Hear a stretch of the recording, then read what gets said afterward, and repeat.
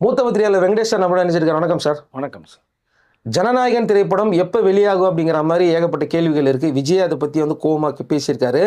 இதெல்லாம் தாண்டி விஜய் அவர்கள் ஜனநாயகன் படத்திற்கு பிறகு ஒரு படம் நடிக்க போறாரு அப்படிங்கிற ஒரு பிரேக்கிங் நியூஸ் வெளியாக இருக்குது. இந்த நியூஸுக்கும் பார்த்தீங்கன்னா இப்போ நடந்துகிட்டு இருக்கிற சிச்சுவேஷனுக்கும் ஏதோ சம்பந்தம் மாதிரி இருக்குது அப்படின்னு சொல்றாங்க. அது மட்டும் இல்லாமல் இந்த படத்துடைய டேட் இன்னும் 2-3 நாட்களில் ஃபிக்ஸ் பண்ண போறாங்க. எனக்கு கிட்டத்தட்ட சர்டிஃபிகேட் கைக்கு வரப்போகுது, அதனால் டேட்டும் வெளியாக போகுது. யாருமே எதிர்பாராத ஒரு டேட் அனௌன்ஸ் பண்ண போகிறாங்க ஜனநாயகன் திரைப்படத்துக்குன்னு நியூஸும் வந்துட்டு இருக்கு. ஒரு பக்கம் விஜய் ஃபேன்ஸும் பரபரப்பாக வெயிட் பண்ணிட்டு இருக்காங்க. என்ன நடக்குது சார்?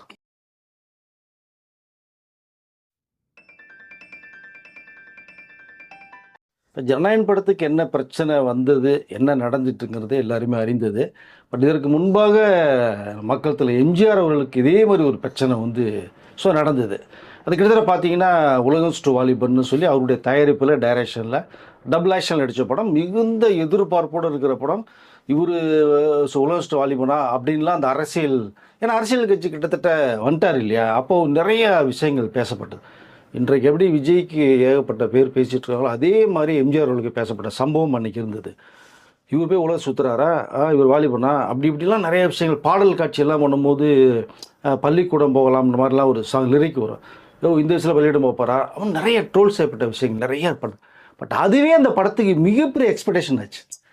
இவ்வளோ விஷயங்கள் இந்த படத்தில் பேசுகிறாங்களே, ஏன் பள்ளிக்கூடத்துக்கு எம்ஜிஆர் போடா, பாடல் தானே போகிறாருங்கிற அளவுக்குலாம் மக்கள் மத்தியில் பேசப்பட்டுச்சு. படம் எப்படி இல்லை, அவர் இங்கே பண்ணினா நிறைய பிரச்சனைகளை சந்திக்கும்ன்ற ஒரே காரணத்துக்காக அந்த படத்தினுடைய கதைக்களமே மாற்றி வெளிநாட்டில் போய் ஃபுல்லாக தயாரிக்கப்பட்ட படம். ஜப்பான் எக்ஸ்போ 70 பண்ணார், தாய்லாந்தில் பண்ணார், சிங்கப்பூர், மலேசியாவில் பண்ணார். 4 கண்ட்ரியில் போய் பண்ணப்பட்ட படம் அது. அன்றைக்கே பார்த்தீங்கன்னா சயின்டிஃபிக்கான ஒரு விஷயத்தை வேற சொல்லியிருப்பார் உங்களுக்கு. நீங்கள் அந்த படம் பாருங்கள் மெசேஜை. ஸோ இந்த பிரச்சனை வரும்போது எப்படி படம் ரிலீஸ் ஆகும் அப்படிங்கிற மிகப்பெரிய விஷயம் பேசப்படுற சமயத்தில் அவர் பாருங்கள் என்ன தந்திரமாக பண்ணார் அப்படின்னா, படம் ஷூட்டிங்லாம் முடிச்சுட்டு பிரிண்ட்டு மலேசியாவிலே கிட்டத்தட்ட நிறைய பிரிண்ட் போடப்பட்டதாகவும், மும்பையில் நிறைய பிரிண்ட்ஸ் போடப்பட்டு எடுத்துகிட்டு தியேட்டர்களில் ரிலீஸ் பண்ணுறதுக்கு டேட்டு கொடுக்கல, போஸ்டர் கிடையாது, அட்வான்ஸ் புக்கிங் கிடையாது, பேனர் கிடையாது. எப்போ திறனை எப்போ ஒருன்னு எல்லாம் எதிர்பார்ப்பு இருக்கும்போது திடீர்னு சைக்கிள் ரிக்ஷாலையும் மாட்டு வண்டியிலையும் சைக்கிள்லையும் கொண்டு போய் பிரிண்ட்டை போய் தமிழ்நாடு பூரா எல்லா தேட்டர்லையும் சேர்த்த சம்பவங்கள் இருக்குது. திடீர்னு ஒரு ரிலீஸ் ஆகுது படம், யாருமே எதிர்பார்க்க, நிறைய பேர் மக்கள் கொண்டாடுறாங்க, படம் வேற லெவல். இது வரைக்கும் பார்க்காத ஒரு எம்ஜிஆரை பார்க்குறாங்க, சூப்பர் டூப்பர் ஹிட் ஆச்சு, அசைக்கவே முடியல. கிட்டத்தட்ட அந்த மாதிரி ஒரு சூழ்நிலை இன்றைக்கு விஜய் அவர்களுக்கு ஜனநாயகன் படத்திற்கு வந்திருக்கு. படம் வெளிவரல, நிறைய ப்ராப்ளம் என்ன நடந்ததுங்கிறது தெரியும். இந்த ட்ரெய்லர் ஒன்று விட்டதுனால மக்களுக்கு இந்த படத்தினுடைய கண்டென்ட் என்னங்கிறது புரிஞ்சு போச்சு. ஆகா, இந்த படம் வந்ததுன்னா விஜய் லெவல் வேற மாதிரி அப்படிங்கிற அளவுக்கு பேசப்பட்டு எப்படியாவது பிரேக் பண்ணணும், படத்தை ரிலீஸ் பண்ணக்கூடாது ஜனவரி 9ஆம் தேதிங்கிற அளவுக்கு அப்படியே கண்கொத்தி பாம்பாக பார்க்கப்பட்டு கடைசி கட்டத்தில் சென்சாரில் போய் படம் பிளாக் ஆகுது. திடீர்னு ரிவைசிங் போகிறேன்றாங்க, சம்பவங்கள் நிறைய நடக்குது, கேஸ் போடுறாங்க, வேறு வழியில் சரி ஓகே பாப்பா ரிவைசிங் கமிட்டி ஓகேன்றாங்க, ரிவைசிங் பார்த்துட்டாங்க. படம் வரலாங்கும் போது பார்த்தா தேர்தல் எதிர்ப்பாங்கன்றாங்க, தேர்தல் ஏப்ரல் 23 அனௌன்ஸ்மெண்ட் கொடுக்குறாங்க. இதுக்கு மேலே எப்படி பார்ப்பது? அங்கங்கே ஸ்பீட் பிரேக் போட்டு படத்தை வெளியே வர விடாமல் கிட்டத்தட்ட 6 மாதங்கள் கிட்டத்தட்ட படம் முடங்கி போய் கிடக்கும். எம்ஜிஆர் அவர்கள் அன்னை தந்திரமாக அந்த ஒரு விஷயத்தை பிரிண்ட்டை போட்டு எடுத்துகிட்டு அதுக்கு பிறகு படம் ரிலீஸ் ஆனது பிறகு இங்கே பிரிண்ட் போட்ட விஷயங்கள் தவிர, இதே மாதிரி ஜனநாயகன் படத்தை எந்த ட்ரெய்லரும் டேட்டும் கொடுக்காம நீங்கள் சென்சாரில் போய் பண்ணிருந்தாங்கன்னா சர்வ படம் பார்க்கப்பட்டிருக்கும், சென்சாரிட்டி வந்திருக்கும், டக்குனு இவங்க பிளானிங்கில் போய் பண்ணியிருக்கலாம். அது இவர்கள் பண்ணலை. படத்துக்கு ப்ராப்ளம் வரும்னு தெரியும், விஜய் சொல்லிட்டாரு, கேவேண்டி சொல்லிட்டாரு தெரியும். ஆனால் இந்த மாதிரிலாம் ப்ராப்ளம் வருங்கிறது எதிர்பார்க்கவே இல்லை. அவர்கள் கொஞ்சம் யோசிச்சிருந்தாங்கன்னா திட்டமிட்டபடி ஜனவரி 9 படம் ரிலீஸ் ஆகிருக்கும். பட் அது பண்ணலை, யதார்த்தம் பார்த்துட்டாங்க. பட் இந்த அழுத்தம் தான் விஜய்க்கு கிட்டத்தட்ட நிறைய விஷயங்கள் ஏன் பேசலைன்னு சொல்லப்படும்போது கூட தலைவா படத்துக்கு பேசி அந்த ப்ரொடியூசருக்கு என்ன மாதிரி ஒரு நிலைமை ஆச்சுங்கிறத அவர் தெரிஞ்சதுனால தான் கேவிஎனுக்கு வரக்கூடாதுன்ற ஒரே பறையில் அவர் குரல் கொடுக்காமே இருந்தார். கிட்டத்தட்ட ரிவைசிங் பார்த்ததுக்கு பிறகு அவர் எதுவும் கொடுக்கல. ஆனால் இன்னமும் சர்டிஃபிகேட் வரலேங்கும் போது தான் அவர் ரொம்ப எமோஷனலாகி எனக்கு அழுத்தம் கொடுக்கப்படுதுங்கிற ஒரு காரணத்தை வச்சு அவர் இப்போ என்ன பேசினார், ஜனநாயகன் படம் என்னையும் மக்களையும் கனெக்ட் பண்ணுற படம் அதுதான். ஸோ மக்கள்கிட்ட போய் சேர்த்தது சினிமாவினுடைய என்னுடைய படங்கள் மூலமாக தான் அப்படிங்கிற விஷயத்தை சொல்லும் போது இங்கே மக்களையும் என்னையும் பிரிக்கணும். இந்த ஒரு படம் வந்தால் என்னுடைய லெவல் வேறு, மக்களுக்கு சொல்ல போகிற மெசேஜ் வேறு. பட் இங்கே ஒரு குறிப்பிட்றேன், பகவத் கேசரி தான் அந்த படத்தை ரீமேக் பண்ணியிருக்கான்னு சொல்கிறாங்க. பட் அந்த கதை கனெக்ட் வேறு, இங்கே கதை செகண்ட் ஆஃப் மாற்றப்பட்டது வேறு. அங்கே எடுத்துறது மாதிரியே எடுத்திருந்தாங்க அப்படின்னா இது படம் ஈஸியாக ரிலீஸ் ஆகிட்டு போயிருக்கும். ஆனால் இங்கே தமிழ்நாட்டுடைய சூழ்நிலை, அரசியல் நிலவரத்தெல்லாம் வச்சு கதையை மாற்றப்பட்டு, காட்சி அமைப்புகள் மாற்றப்பட்டு நிறைய விஷயங்கள் வந்து பண்ணப்பட்ட ஒரு விஷயம் இருக்குது. அதன் மூலமாக அதை பார்த்து தான் இந்த படத்தை வெளிவிடக்கூடாது, இந்த சமயத்தில் தான் பிரேக் பண்ணதுக்கான முக்கியமான காரணம். அது எந்த காட்சிகளில் கை வைக்கப்பட்டிருக்கு சார்? கிட்டத்தட்ட பார்த்தீங்கன்னா அங்கே வந்து சாதாரணமாக பாலகிருஷ்ணன் வந்து அரசியல்கிட்ட பேசுறது மாதிரியான காட்சி அமைப்புகள் அது மேலோட்டமாக போயிடும். பட் இங்கே இன்றைக்கி என்ன நடக்குது அப்படிங்கிறத நாம் வந்தால் மக்களுக்கு என்ன செய்யலாம், மக்களுக்கு கொடுத்த வாக்குறுதிகள் என்ன, அதாவது ஃப்ளாஷ்பேக் சீக்வன்ஸ் அது மாறுது. அது எல்லாமே ஃப்ளாஷ்பேக்கே மாற்றிட்டாங்க. எஸ், டோட்டலாக மாற்றிருக்காங்க. இதில் மாறி இருக்கு, கொஞ்சம் கிளைமேக்ஸ் மாற்றிருக்காங்க, டோட்டலாக மாற்றிருக்காங்க. அதில் தானே இந்த சிக்கலை உருவாச்சிப்பேன். ஸோ இப்போ நம்ம வந்தால் மக்களுக்கு இப்படி வாக்குறுதியில் கொடுத்து நீங்கள் நடக்கிறது என்ன, சொல்கிறது ஒன்று செய்கிறது ஒன்று அப்படின்னு இவருடைய இந்த டைலாக்லாம் டெல்லி சீன் போகும்போது தான் இதில் வந்து பஞ்ச் டைலாக்ன்ற வகையில் பிரகாஷ்ராஜ் பேசுகிற டைலாக்கே தெரியும் உங்களுக்கு அதை. ஸோ இப்படிலாம் அப்புறம் வில்லன் பேசுகிற டைலாக் இப்படி வந்து எல்லாம் மாறி மாறி போகும்போது இந்த படம் மக்கள்கிட்ட போய் சேர்த்தா விஜய் ஊருக்கே போகணும், ஒரு படம் பட்டி தொட்டி பூரா பேசும் அப்படிங்கிறனால தான் டோட்டலாக இதை பிளாக் பண்ணப்பட்ட ஒரு விஷயம். அதனால தான் அவர் இன்றைக்கி பொங்கி எழுந்தது. ஏன்னா இந்த படங்கள் மூலமாக தான் மக்கள் என்னை உயர்த்தி வச்சுருக்காங்க. இந்த படத்தின் மூலமாக கருத்துக்கள் சொல்ல வர எனக்கும் மக்கள் உள்ள கனெக்ஷனே இது தான், சினிமா தான். இப்போ அதையே பிரிக்க பார்க்குறாங்கன்ற அந்த எமோஷனில் தான் கடைசியாக இப்போ பேசப்பட்ட விஷயம் நம்ம பார்க்க முடிஞ்சது. கிட்டத்தட்ட 400 கோடி ரூபா பட்ஜெட்டில் தயாரிக்கப்பட்ட ஒரு படம் இது, சாதாரண கிடையாது. 5 மாதமாக 4 கோடின்னா எவ்வளோ ஆச்சு, வட்டி நீங்கள் கணக்கு போட்டு பாருங்கள். கிட்டத்தட்ட விஜய் அவர்களுக்கு 220 கோடி, அதுலேயே கொஞ்சம் சம்பளம் வாங்கலை வச்சுருக்கார். பட் இங்கே டைரக்டருக்கு 25 கோடி, பாபி தேலுக்கு ஒரு 15, அண்ட் பூஜா கிட்டேக்கு ஒரு 2, மமிதாவுக்கு 50, போஸ்ட் ப்ரொடக்ஷன்ஸு, சிஜி ஒர்க்கு, விஎஃப்எக்ஸ்னு ஒரு கிட்டத்தட்ட 5-6 கோடி ரூபா, செட்டுக்கு ஒரு 12-13 கோடி ரூபா, டெக்னீஷியன் இவ்வளோ சம்பளம் சேர்த்து கிட்டத்தட்ட ஒரு 300 கோடி ரூபாய்க்கு மேலே ஆர்டிஸ்ட் டெக்னீஷியன் பேமெண்ட்டு. ஸோ இது தவிர பார்த்தீங்கன்னா ஷூட்டிங் எக்ஸ்பென்சஸோட சேர்த்துனா ஒரு 400 கோடி ரூபாய்க்கு செலவு எடுக்கப்பட்ட ஒரு 150 நாட்கள் ஷூட் பண்ணப்பட்ட ஒரு படம். ஸோ இன்ச்சு பை இன்ச்சாக இந்த படம் மக்கள்கிட்ட போய் சேர்க்கணுங்கிற ஒரே கண்ணோட்டத்தோடையே பார்த்து செதுக்கியிருக்கார் விஜய். வினோத்தும் மக்களுக்கு என்ன ரசனை இருக்குது, என்ன மூலமாக விஜய் கொண்டே சேர்க்கணுங்கிற அளவுக்கு வினோத்துடைய டைரக்ஷன் இருக்குது. டோட்டலாக படம் பார்த்தவர் எல்லா பேருமே இந்த படம் சரியான நேரத்துக்கு வந்திருந்தால் வேறு லெவல் அப்படின்னு தான் பேசப்பட்டு இருக்காங்க. இன்னமும் நம்ம தமிழ் தெலுங்கு நடிகர்களே இந்த படத்தை பார்த்துட்டு சப்போர்ட் பண்ணியிருக்காங்க. இப்போ அதை முக்கியமானவர்களை போட்டு காமிக்கப்பட்டிருக்கு இந்த படம்.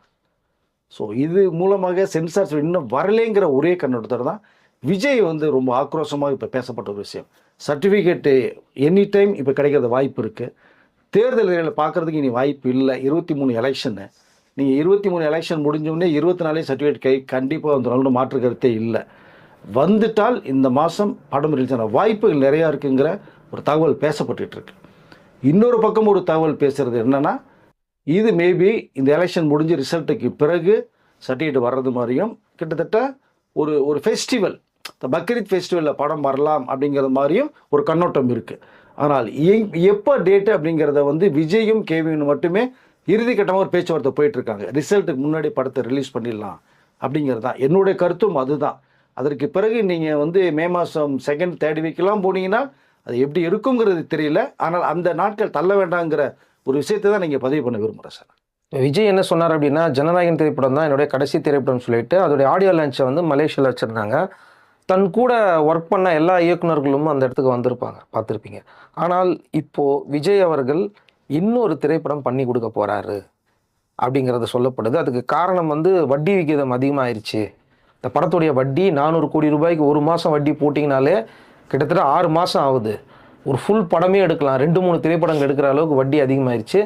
ஸோ அதுக்காக இன்னொரு படம் பண்ணுறாருன்றாரு. இது எப்படி தான் அது எடுத்துக்க? இல்லை, கிட்டத்தட்ட கேவினுக்கு வந்து ஆல்ரெடி முன்னாடியே சொன்ன ஒரு விஷயம் இருக்குது. என்னோட கடைசி படம் கிட்டத்தட்ட எதிர்ப்புகள் நிறையா வரும், ஒருவேளை இதில் ஏதாவது உங்களுக்கு ப்ராப்ளம் வந்ததுன்னா நான் உங்களுக்கு வந்து நெக்ஸ்ட் ஒரு படம் பண்ணுறதுக்கு வாய்ப்புகள் நிறைய பண்ணித்தரேங்கிற அளவுக்கு சொல்லப்பட்ட ஒரு செய்தி இருக்குது. அதன் மூலமாக தான் அடுத்த படம் வந்து கேவிஎனுக்கு பண்ணுறதுக்கான வாய்ப்புகள் இருக்குங்கிற ஒரு தகவல் வருது. இதுதான் நிஜம். வேறு மாதிரி பேசுகிறதுக்கான சோர்சஸ்லாம் இதில் இல்லை. ஃபஸ்ட்டாவது புரிஞ்சுக்கணும் அதை. ஏன்னால் கிட்டத்தட்ட 5 மாதங்கள் வந்து 400 ரூபா வட்டிக்கு வாங்கி தான் படம் பண்ணியிருக்காங்க. இங்கே வந்து பிஸ்னஸ் படிச்சிருக்காங்க. பிஸ்னஸ் வாங்கினவர்களுக்கு வந்து நிறைய வட்டியில் எக்ஸ்ட்ரா போகுது.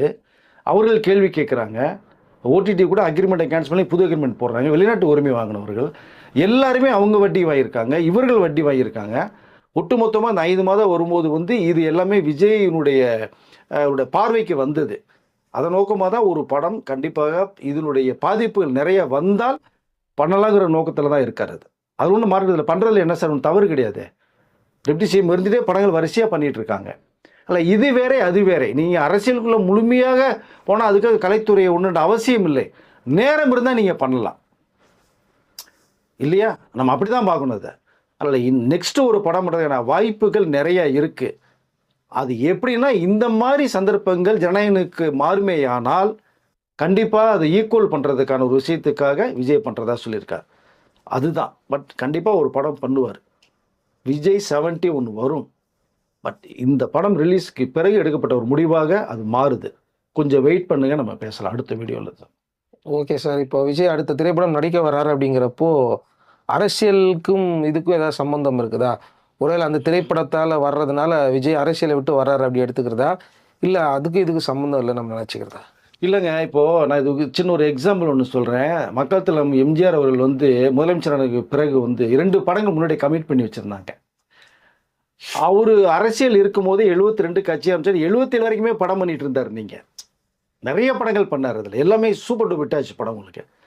அப்போது இந்த அவசர போலீஸ் 100ன்னு ஒரு படம் பண்ணார். இன்னொரு கதை எழுதப்பட்ட ஒரு கதை இருக்குது, அன்புள்ள எம்ஜிஆர் அப்படிங்கிற ஒரு கதை எழுதப்பட்டு அதில் ஒரு கேமியோ ரோல், இப்போ கேமியோங்கிறோம், அப்போ கெஸ்ட் ரோல்னு சொல்லுவாங்க. அப்படி பண்ணலாங்கிற ஒரு விஷயம் இருக்கும்போது அவசர போலீஸ் பாதி முடிச்சுட்டு பண்ணாதனால அவர் முதலமைச்சருக்கு பிறகு வந்து பாக்கியராஜிட்ட கூட எடுக்கப்பட்ட ஒரு படமாக இருந்தது. அவர் டைரக்ஷனில் அப்புறம் பண்ணாங்க. ஆனால் இங்கே விஜய் அவர்கள் வந்து கலைத்துறைக்கு வர்றது வந்து வளர்த்து விட்டது. நீங்கள் அரசியலில் போனதால படம் பண்ணக்கூடாதுங்கிற தாட்ஸ்லாம் யாருக்குமே கிடையாது. யாரும் வந்து நீங்கள் பண்ண வேணான்னு சொல்லவும் மாட்டாங்க. நீங்கள் விஜய் வாங்கன்னு தான் சொல்லிட்டு இருக்காங்க. உங்கள் இடம் காலியாகுது, பிஸ்னஸ் இருக்குது உங்களுக்கு, உங்களை நம்பி தயாரிப்பாளர் இருக்காங்க, நீங்கள் போகாதீங்கன்னு தான் சொல்கிறாங்களே தவிர அப்பா நீங்கள் முதல் போங்கப்பான்னு யாரும் சொல்ல கிடையாது. பட் அவர் சொல்லியிருக்காரு, என்னுடைய இறுதி படம் சொல்லியிருக்காரு, கரெக்ட், அதான். பட் சூழ்நிலைகள் இந்த மாதிரி ஜனநாயக படத்துக்கு நிறைய ப்ராப்ளம் வருங்கும்போது அதை ஈக்குவல் பண்ணுறதான புத்திசாலித்தனம், அதான ஒரு நன்றி கடன் மாதிரி தானே அது உங்களுக்கு அதை. ஸோ அதற்காக அவர் வந்து பண்ண தவிர இதனால் கலைத்துறையில் அரசியல் போனாலும் பண்ணக்கூடாது, இல்லை சினிமாவில் அரசியல் போகக்கூடாது அப்படிங்கிற தாட்ஸ் எல்லாம் இந்த கேள்விக்கு இடமே இங்கே இல்லை. ஸோ இன்னொரு படம் பண்ணுறாரு சார், இதோட அவருடைய அரசியல் பயணம் இருக்குது, அது விட்டு போகாது. மக்கள் சந்திப்புகள் இருக்குது, படங்கள் பண்ணால் கூட தொடர்ந்து அவருடைய அந்த பயணம் இருக்குது, அது மாற்று கருத்து இல்லை. கலைத்துறை ஒரு கண்ணு, அரசியல் ஒரு இன்னொரு கண்ணு இருக்குது. 2 கண்கள். இதில் ஒரு கண்ணு எப்படின்றது கேட்டீங்கன்னா என்ன பதில் சொல்ல முடியும்? அதனால் அவருடைய பயணம் போய்கிட்டுருக்கு, மக்கள் நம்பி இறங்கிட்டார். அதனால் அடுத்த படம் ஒன்று பண்ணுறார், தொடர்ந்து பண்ணுவார் என்னங்கிறத அது இறுதி கட்ட முடியும், அதுக்கு அடுத்து தான் நமக்கு தெரியும், அதுக்கப்புறம் தான் பேச முடியும். அதாவது ஜனநாயகன் படத்தோடு விட்டுருந்தா அந்த ஒரு படத்தோட போயிருக்கும். எஸ், அதை தடுக்க போய் இன்னொன்று படம் வந்து வாலின்ற உள்ளே இருக்கிறது மாதிரி. அதான் சொன்னேன் இல்லையா, மக்களுடைய கனெக்ஷனே எனக்கு இந்த படங்கள் தான். இதோட விட்டதோட அது வந்துட்டு அப்படி போயிருந்திருக்கும். ஜனநாயகன் படத்தை பற்றி பெரிய அளவு இருந்திருக்காதுன்னா இந்த படத்து மேலே எதிர்ப்பாளர் உருவாக்குனதே அரசியல்வாதிகள் தான். பிளாக் பண்ணும்போது அடுத்த படம் நீ பண்ணு, நீ உள்ளவான்னு கூப்பிட்றது அவர்கள் தான். விட்டுருந்தா அவங்களுக்கு ப்ரொடியூசர் லாபத்தை பார்த்துட்டு அவர் போயிட்டு அரசியல் போய் அடுத்த படம் பண்ணியிருக்க மாட்டார் இல்லையா?